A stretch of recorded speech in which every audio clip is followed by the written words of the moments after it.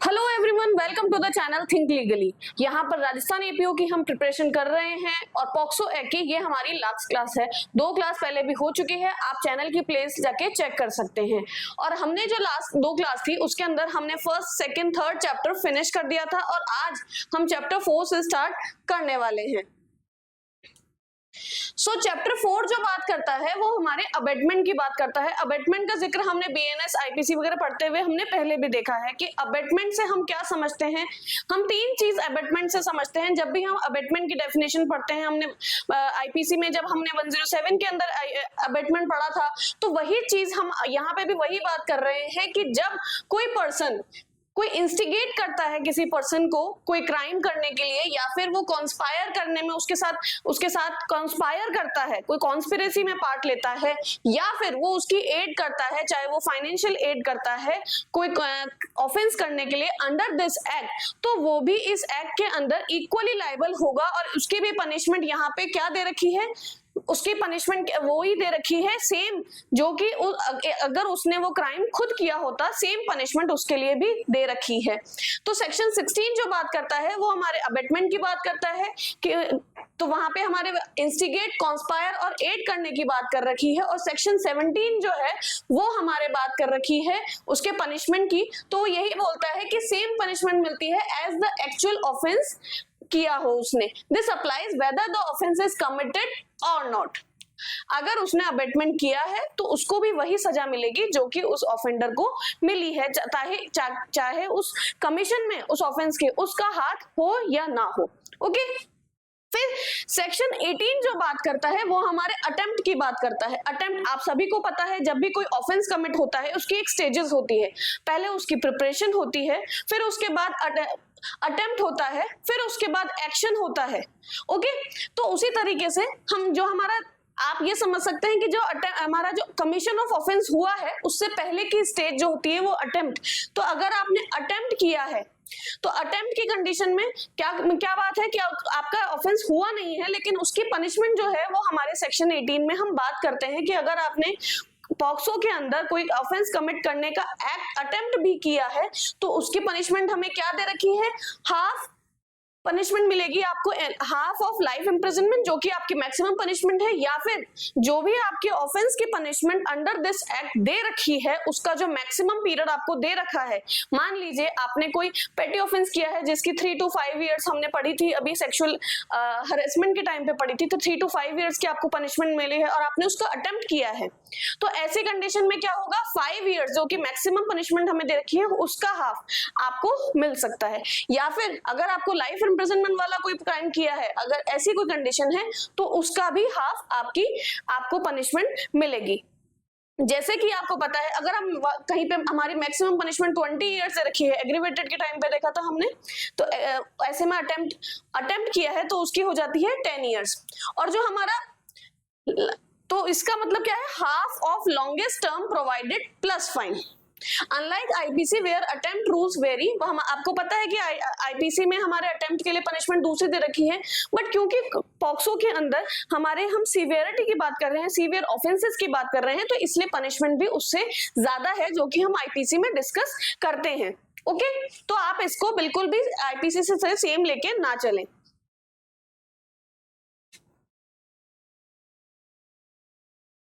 और ये जो कंडीशन हम बात करते हैं ये हम तब बात कर रहे हैं कि अगर कोई where no specific punishment is provided in POCSO for attempt, तो जहां पे हमारे लिए कोई ऐसी कोई अटेम्प्ट की पर्टिकुलर बात नहीं कर रहे हो तो वहां पे हम इस तरीके से बात करते हैं। ओके,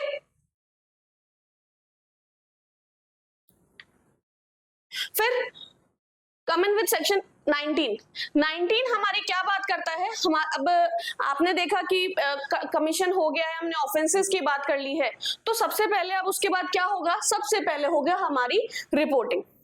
तो रिपोर्टिंग जो है आपके लिए किसको है ना, is likely to be committed, ऐसा हुआ है कि वो आपकी नॉलेज में है कि ऐसा कोई क्राइम होने वाला है या हो चुका है, तो लाइकली टू बी कमिटेड, तो आप किसको ना, आपके यहाँ पे सेक्शन 19 के अंदर 2 लोगों के लिए का बस इसका जुरिस्डिक्शन है कि आप किस किस को दे सकते हैं कंप्लेंट, किस किस को रिपोर्ट कर सकते हैं, या तो स्पेशल जुवेनाइल पुलिस यूनिट को कर सकते हैं और और का ध्यान रखिएगा यहाँ पे लैंग्वेज में, या फिर आपकी लोकल पुलिस के पास आप जा सकते हैं। और कैसे कर सकते हैं, प्रोसीजर क्या दे रखा है, रिकॉर्डेड इन राइटिंग और audio video must be read over to informant.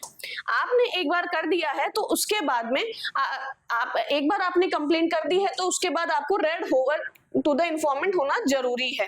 और इसके अंदर जो इसके 19 सब क्लॉज 7 जो बात करता है आपकी लाइबिलिटी की बात करता है कि आपके ऊपर कोई सिविल या क्रिमिनल लाइबिलिटी नहीं होगी for giving information in good faith. आपने गुड फेथ में किया है, वहां पे ऐसी कोई एक्टिविटी ही नहीं हो रही है, या आप वहां पे किसी भी और कोई पोजीशन में है बट आपने जहाँ पे क्राइम हो रहा है आप वहां पे मान लीजिए कि आप खुद है ना वहां पे नहीं होने चाहिए थे, ऐसी कोई लाइबिलिटी तो आपके ऊपर ऐसी कोई लाइबिलिटी इसका आपकी इंफॉर्मेशन के कारण आप पर नहीं आएगी किसी भी तरह की सिविल या क्रिमिनल। ओके, फिर सेक्शन 20 और 21 हम एक साथ लेके चलते हैं। तो सेक्शन 20 और 21 में हम ये बात कर रहे हैं कि ऐसी सिचुएशन जब अगर आप फेल हो जाते हैं, आपने कोई इन्फॉर्म करना चाहिए था बट आपने नहीं किया, आपने अपनी ड्यूटी, एक आप सभी को जानते हैं, हम सभी की एक फंडामेंटल ड्यूटी है, ऐसा कोई घिनौना काम हो रहा है, सोचिए पॉक्सो एक्ट के अंदर ऑलरेडी हम एक बच्चे की बस रिलेटेड बात कर रहे हैं, ऐसा क्राइम, ऐसा ऑफेंस हुआ है, आपकी नॉलेज में था और फिर भी आपने उस ऑफेंस की रिपोर्ट नहीं करी, तो फिर क्या होगा आप, तो ऐसे में हमारे लिए आपकी जो अगर आपकी ड्यूटी बनती थी बट आपने उसका ब्रीच किया तो ऐसे के अंदर आप लाइबल कहलाए जाएंगे। सेक्शन 20 तो हम जो सेक्शन 19 है वो एक ऑर्डिनरी पर्सन की बात करता है और 20 जो है वो बात करता है incharge of institution, media, hotel, hospital, studio. आप ऐसे कोई वहां के इंस्टीट्यूशन के जहाँ पे ये जो हुआ है उस प्रेमाइसिस के, उस हॉस्पिटल, होटल जहां पे भी ये ऑफेंस हो रहा है उसके अगर आप इंचार्ज हैं तो ऐसी कंडीशन में आपके ऊपर एक स्पेशल लायबिलिटी आती है। और अगर आप ऑर्डिनरी पर्सन हैं तो उसके लिए आपके लिए सेक्शन 19 अप्लाई होता है। अगर आप एक ऑर्डिनरी पर्सन हैं and you fail to report an offence तो आप पे क्या सजा होगी, अप टू 6 मंथ्स। यहाँ पे प्लस नहीं है, यहाँ पे और है या बोथ है। ओके, यहाँ पे बट प्लस है। आपकी सजा क्या हो सकती है, आपकी सजा अप टू 6 मंथ्स तक आपकी जेल हो सकती है या आप पर फाइन लगा सकते हैं या बोथ भी हो सकता है according to the circumstances. Section 21 के अंदर आपकी पनिशमेंट दे रखी है एक ऑर्डिनरी पर्सन के लिए। फिर आपने फिर 20 बात करता है आपके मीडिया, होटल और उनके लिए एक स्पेसिफिक ऑब्लिगेशन दिया गया है सेक्शन 20 के अंदर कि अगर कोई ऐसा सेक्सुअली एक्सप्लॉइटेटिव आपको मटेरियल मिलता है तो आपको उसको भी आपको तुरंत वो जो जिसको भी कंप्लेंट करनी चाहिए थी एसजीपीओ या पुलिस को सबमिट करना चाहिए और आपके ऊपर ये ऑब्लिगेशन है। बट आपने ड्यूटी का ब्रीच किया है, आपने इंफॉर्मेशन नहीं दी तो आप you fail to report subordinates offence in और पोर्नोग्राफिक मटेरियल, तो आपकी कंडीशन, ऐसी कंडीशन में आपकी क्या पनिशमेंट है, up to 1 year plus fine. Okay, severity बढ़ गई। बट अगर कोई बच्चा है जस्ट लाइक विक्टिम ही है या कोई और बच्चा है जिसने देखा है और जैसे कोई मान लीजिए कि 2-3 बच्चों को ऐसा किया गया, तो अगर कोई बच्चे से रिलेटेड बात हो रही है, हम विक्टिम की बात हो रही है, तो अगर वो फेल होता है तो उसके लिए स्पेशली बोल रखा है कि उसके लिए कोई पनिशमेंट नहीं है। आप वो ये चीजें समझ ही कहाँ पा रहा है कि वो उसकी रिपोर्ट भी करेगा या ये प्रोसीजर भी उसको पता होगा कि मुझे किसी को जाके रिपोर्ट करनी चाहिए। तो एक बच्चा जो है उसको इसके अंदर माफ है कि ऐसा अगर कोई बच्चा है तो उसको कोई पनिशमेंट नहीं मिलेगी। अब जो है सेक्शन पनिशमेंट करना आपने नहीं करी, करना था नहीं करी, अब नहीं करना था बट आपने कर दी, मतलब फॉल्स कंप्लेंट्स और इंफॉर्मेशन। अगर आपने कोई फॉल्स कंप्लेंट या इंफॉर्मेशन दे दी है कोई अडल्ट के अगेंस्ट में रिगार्डिंग सेक्शन 3, 5, 7 और 9 से रिलेटेड, आप जानते हैं कि उसके अंदर जो हमारे ऑफेंसेस दे रखे हैं उससे रिलेटेड आपने कोई रिटन या वर्बल आपने फॉल्स कंप्लेंट दायर कर दी है, बट इसमें क्या है, but must be made solely with intent to humiliate, extort, threaten और डिफेम। यही आपके ओनली मोटिव होने चाहिए। आपने पहले भी देखा कि हमने आपको अभी आपको लाइबिलिटी है ना, आपको वो दिया था कि इम्यूनिटी दी थी कि अगर आपने गुड फेथ के अंदर कंप्लेंट करी है तो आपके ऊपर कोई लाइबिलिटी नहीं आएगी। तो इसीलिए हम बात कर रहे हैं। बट अगर आपने गुड और फेथ नहीं है, आपका ह्यूमिलेट करने का था, एक्सटॉर्ट करने का था, थ्रेटन करने का था या डिफेम करने का आपका मोटिव था, तो आप पनिशेबल हो जाते हैं इसके अंदर फॉल्स कंप्लेंट्स के लिए। और इसमें क्या बात करते हैं फॉर सेक्शन 20 सब क्लॉज 2 क्या बात करता है, लेकिन अगर कोई चाइल्ड है जिसने फॉल्स कंप्लेंट की है तो उसके लिए जीरो पनिशमेंट, कंप्लीट इम्यूनिटी की बात करते हैं, क्योंकि to encourage genuine reporting and protect children from manipulation.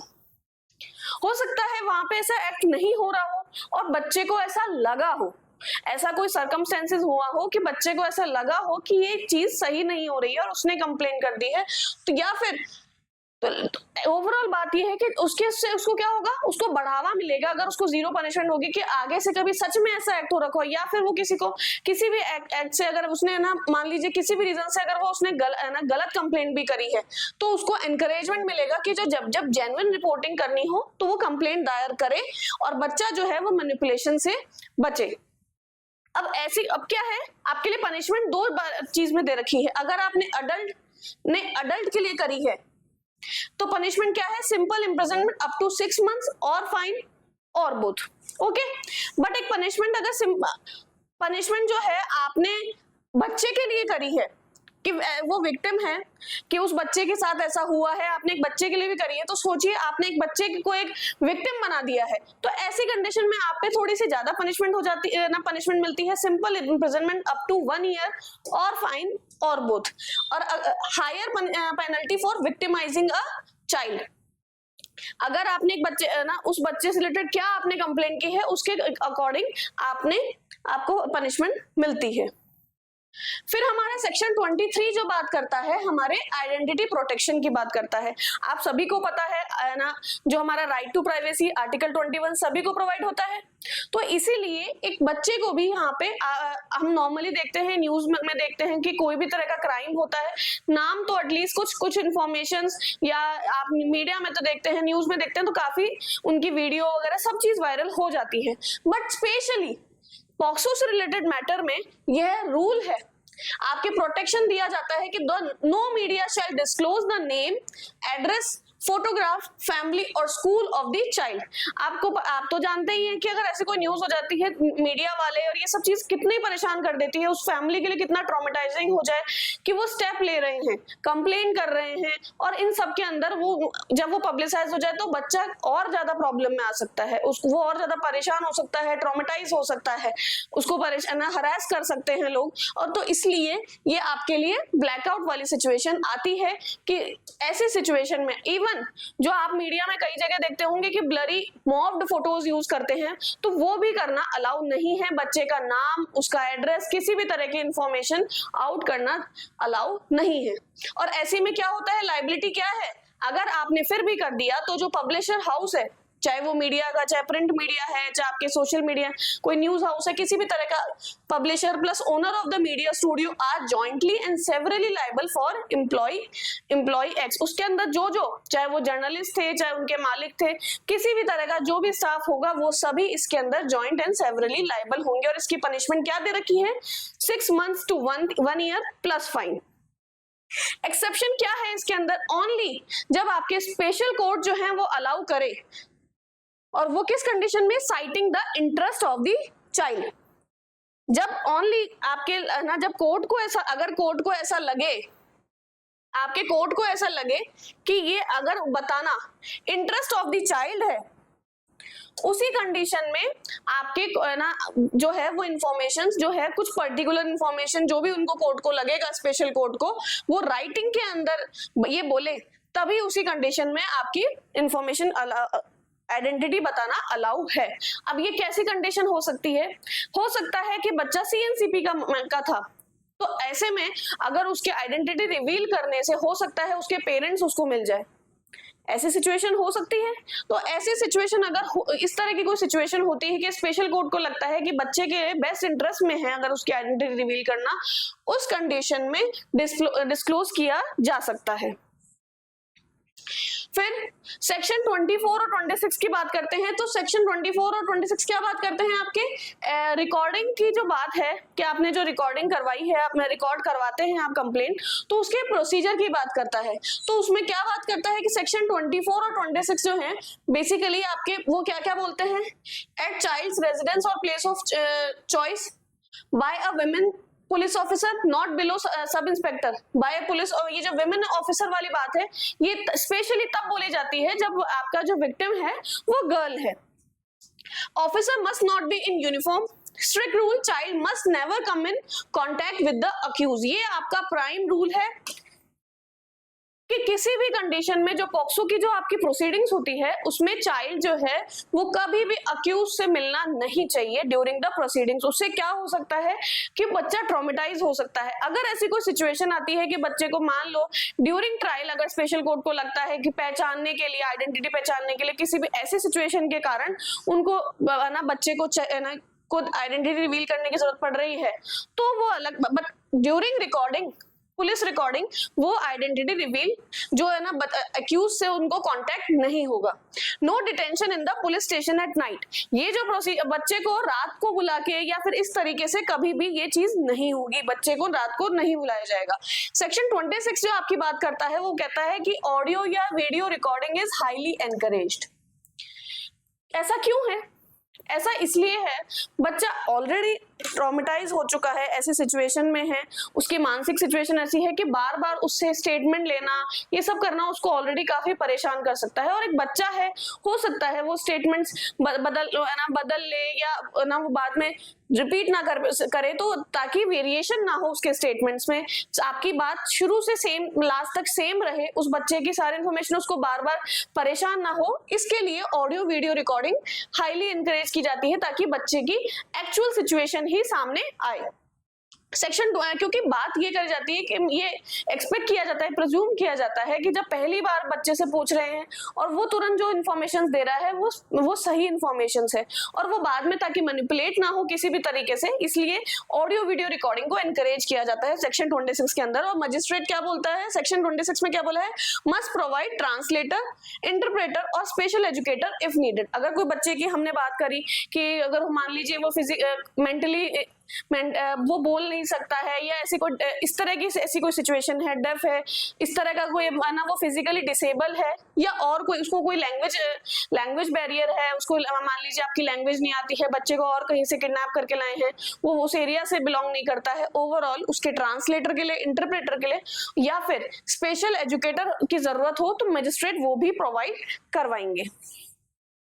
Section 26 जो हमारी बात करता है कि हम जब भी हम स्टेटमेंट रिकॉर्ड करते हैं उसकी बात करता है कि जो police bring a child to magistrate under section 164। तो ये जो बात है, ये जो हमारे एसडीपीयू है, इनके पास क्या है कि आपको मजिस्ट्रेट के अंदर विद इन 24 आवर्स मजिस्ट्रेट के सामने प्रोड्यूस करना जरूरी है। Magistrate records the statement exactly as spoken by the child. आप ऐसे कैसे वर्ड्स चाइल्ड के प्रोड्यूस करेंगे अपनी तरफ से कि बच्चा शायद बोल नहीं पा रहा, ऐसा कुछ भी आप अपनी तरफ से ऐड नहीं कर सकते हैं।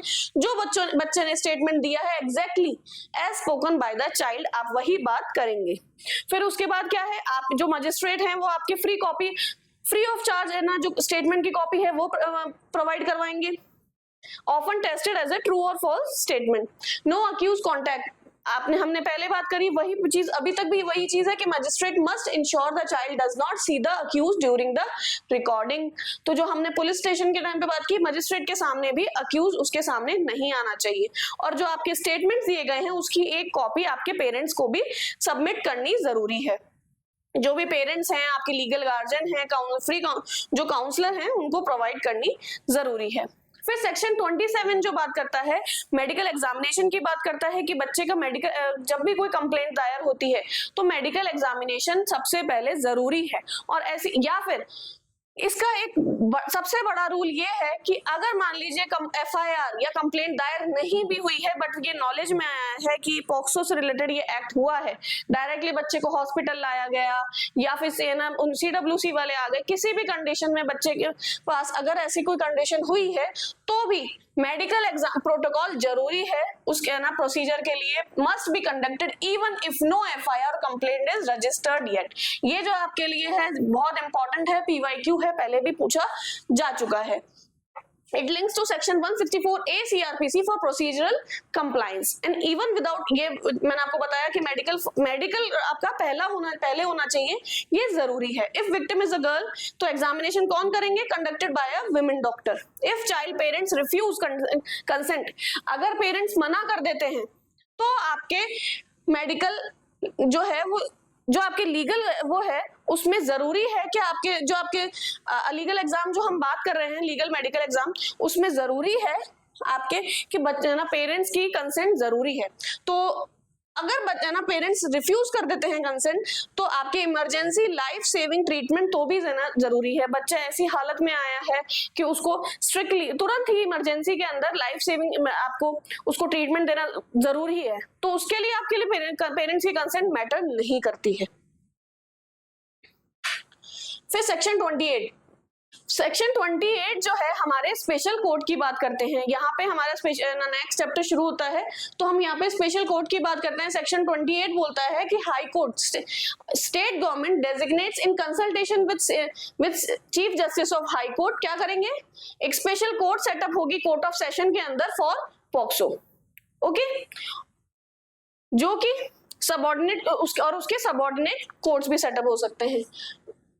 एफिशिएंसी रूल क्या है? Tries POCSO offences plus any other CrPC charges at the same trial. ऐसा जरूरी नहीं है कि, और साइबर एक्सटेंशन क्या है? jurisdiction to try section 67B of IT Act online child pornography abuse. जो चाइल्ड पोर्नोग्राफी वाले मैटर्स हैं जो हमारे आईटी के अंदर आते हैं, वो भी इस पॉक्सो कोड के अंदर लाए जा सकते हैं।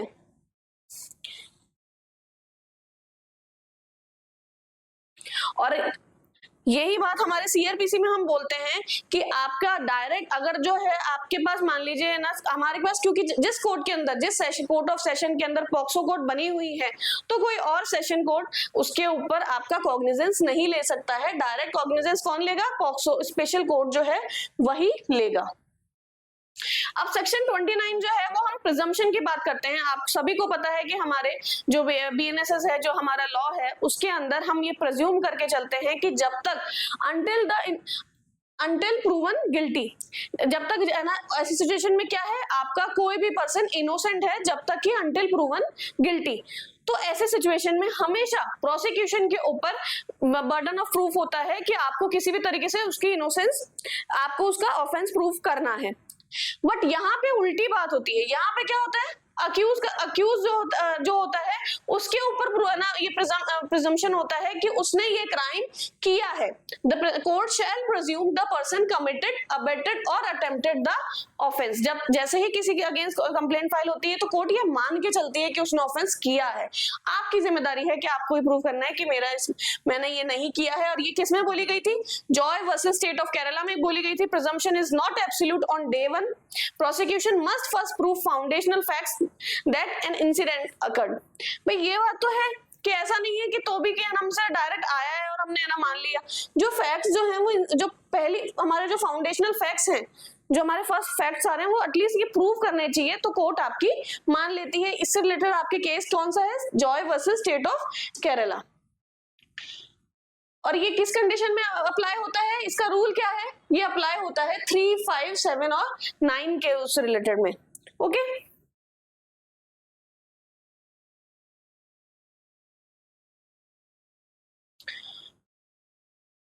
फिर सेक्शन 30 जो हमारी बात करता है वो presumption of culpable mental state.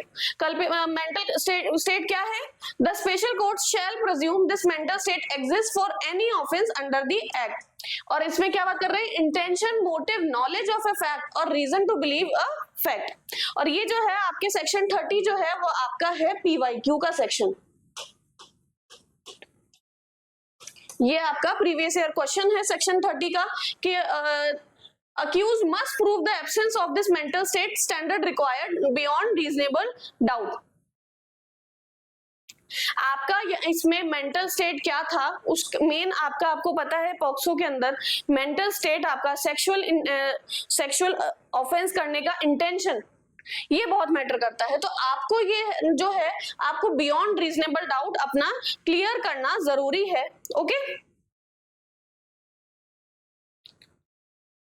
Section 31 और 32, सेक्शन 31 और 32 की बात क्या कर रहा है कि सीआरपीसी के application BNS applies to all proceedings before a special court unless POCSO specifies otherwise. जब तक कि ना आपके पॉक्सो कोई और प्रोसीजर एस्टेब्लिश नहीं करती है तो जब तक हमारा बीएनएसएस है उस प्रोसीडिंग्स में अप्लाई होगा, और जो हमारी special court is deemed a court of session.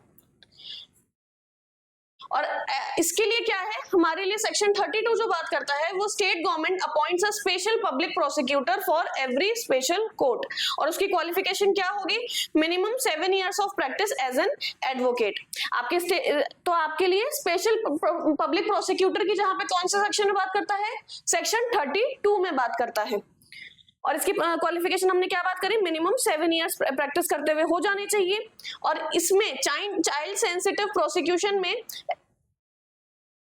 Special public prosecutor represent करता है स्टेट या पब्लिक इंटरेस्ट को इंश्योरिंग चाइल्ड सेंसिटिव प्रोसिक्यूशन। आपके लिए हमेशा आप कोई और ना जो है आप अपना लॉयर नहीं कर सकते, हम सेक्शन 40 में पढ़ेंगे राइट टू लीगल प्रैक्टिशनर।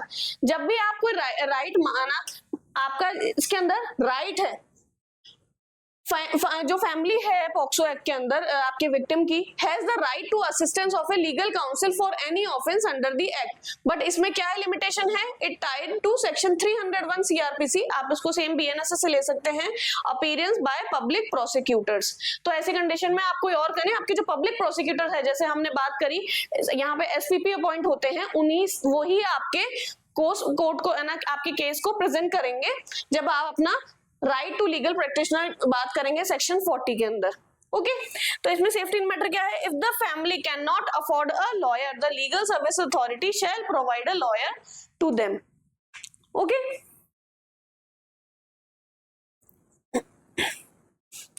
तो ये ना ये भी आपके पीवाईक्यू है। अब ये सब जो है आपके मेन से आप आंसर जब आप फ्रेम करें, मान लीजिए आपके चाइल्ड से रिलेटेड राइट्स की बात कर रही हैं इस पे, तो ऐसी कंडीशन में हम इस सेक्शन आप 40 की बात करेंगे, आप आपके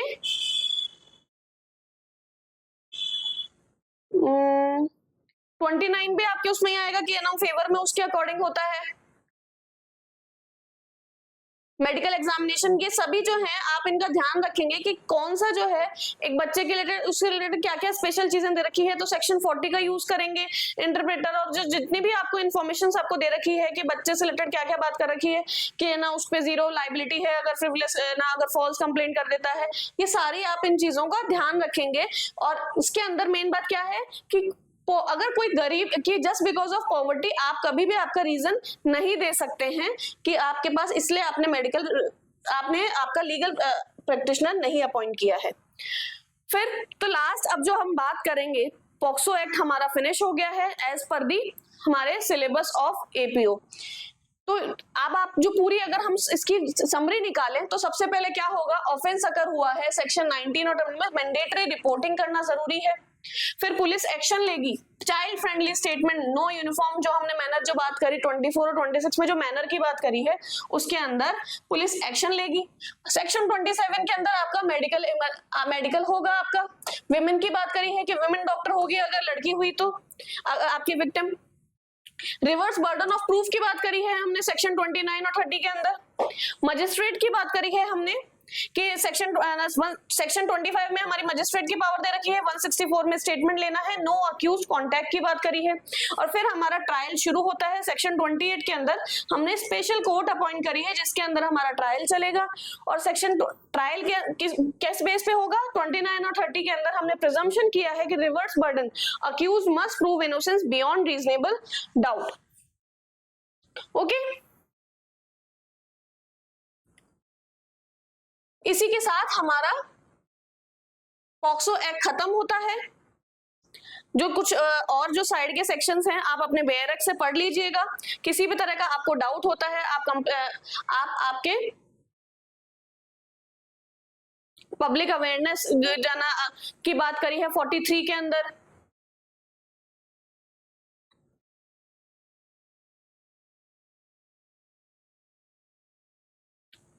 ट्रायल्स इन कैमरा होंगे आपके हमेशा। The special court shall try cases in camera and in the presence of the parents of the child or any other person in whom the child has trust or confidence. So इसी के साथ आपका POCSO act खत्म होता है। आप अच्छे से बेरे को रिवाइज कर लीजिए। आपको किसी भी तरह का डाउट होता है आप कमेंट सेक्शन में बता सकते हैं। सेशन पसंद आया हो तो लाइक कीजिए, चैनल को सब्सक्राइब कीजिए अगर अभी तक आपने नहीं किया है, और इसको शेयर भी कीजिए।